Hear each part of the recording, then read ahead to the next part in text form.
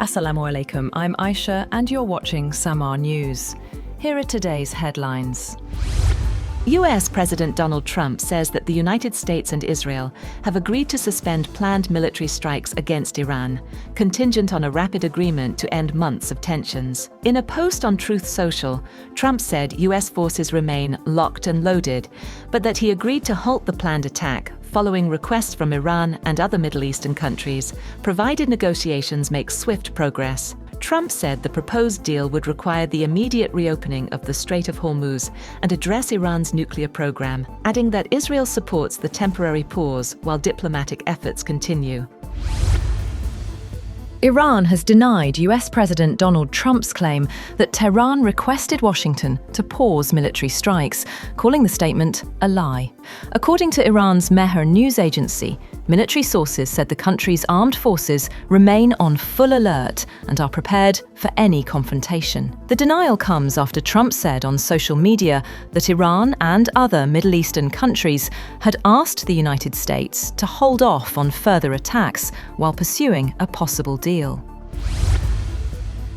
Saudi Crown Prince Mohammed bin Salman urges US President Donald Trump to avoid launching major military strikes on Iran and instead pursue de-escalation during a phone call on Saturday, according to Axios. The report said Saudi Arabia also sought greater clarity on Washington's military plans, while regional countries including Qatar, the UAE, Turkey, and Pakistan continued diplomatic efforts to reduce tensions.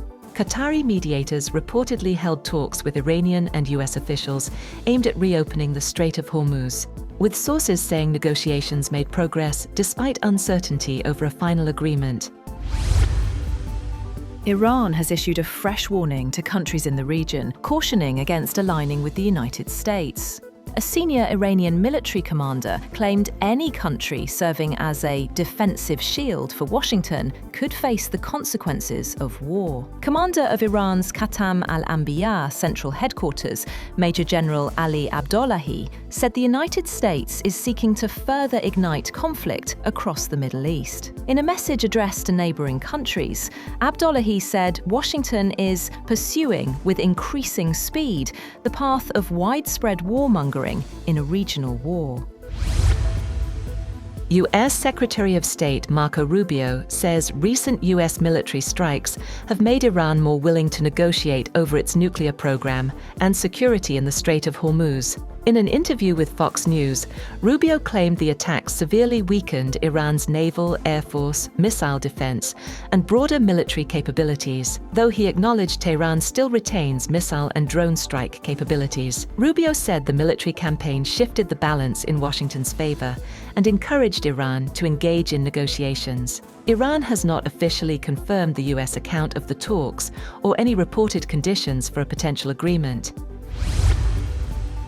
A senior US military commander has reportedly warned that American forces may not have sufficient resources to simultaneously defend Israel against Iranian missile attacks and protect US interests across the Middle East. According to reports, General Alexis Grinkovich told Pentagon officials that US naval assets are under increasing strain and cautioned that commanders could face difficult choices if the conflict with Iran continues to escalate.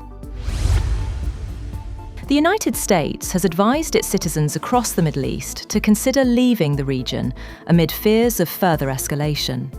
US embassies in several Middle Eastern countries issued security alerts, urging Americans to be prepared to depart if the situation deteriorates. Meanwhile, Iran warned that any country supporting US military operations could become part of the conflict as regional tensions continue to rise.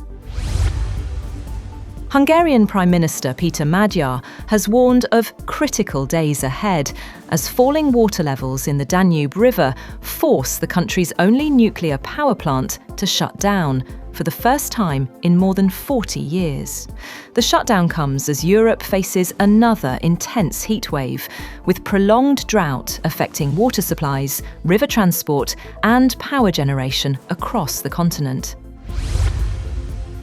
At least 8 Palestinians were killed in Israeli strikes across the Gaza Strip on Sunday, according to Gaza's civil defense, despite a new US-backed roadmap aimed at advancing a ceasefire and Hamas disarmament. The attacks hit Deir el-Balah, Khan Yunis, and Gaza City, as diplomatic efforts continued to revive last year's ceasefire agreement. Hamas said it would consider disarmament only after Israel halts military operations and withdraws its forces, while Israel insists any withdrawal depends on what it calls Hamas's genuine disarmament. Negotiations remain ongoing, but fresh violence has cast doubt over prospects for implementing the proposed peace plan. 3 people were killed and at least 21 injured after a homemade bomb exploded outside an upscale Italian restaurant in central Moscow on Saturday evening, Russian authorities said. Officials said the blast occurred after a woman carrying the device was stopped by a security guard outside the Balzi Rossi restaurant. The woman, the guard, and a customer were killed in the explosion. Authorities have launched an investigation and are examining whether the bomb was detonated remotely. No group has claimed responsibility, and Russian officials have not identified any suspects. Thousands of migrants who crossed into Spain's North African enclave of Ceuta have begun returning to Morocco, citing hunger, exhaustion, and deteriorating conditions. More than 50,000 people entered Ceuta this week, but many found no clear route to mainland Spain. Migrants described shortages of food and water, while aid workers said reception centers had reached capacity.